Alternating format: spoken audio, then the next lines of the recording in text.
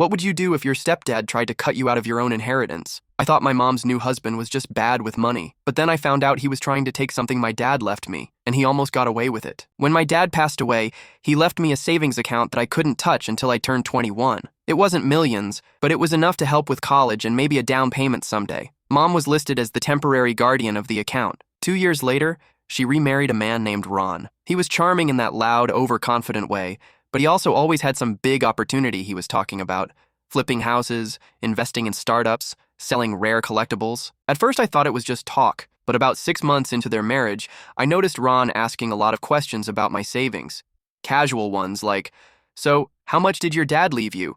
Or, "You ever think about growing that money instead of letting it sit there?" Sometimes he'd slip in little comments about how money should work for you, or how idle cash is wasted potential. I started feeling like every conversation with him had an angle. One afternoon, I came home early from class and overheard him on the phone in the kitchen. He was saying something about liquidating the account and moving the funds before the end of the month. My chest went cold. I quietly backed away, pulled out my phone, and logged into my account online. The balance was the same, for now. That night, Mom mentioned that Ron wanted to meet with the bank about optimizing our finances. My brain was screaming. I told her I didn't think it was a good idea, but she brushed it off, saying Ron just wanted to help. She even laughed and said I was being too suspicious. I called my aunt, my dad's sister, and told her everything. She got furious, said she'd call the lawyer who set up the account. She reminded me my dad had been careful for a reason, and that Ron wasn't part of that plan. The next day, the lawyer called me directly. He said someone had tried to request changes to the account, claiming it was for family investment purposes. That someone wasn't Mom.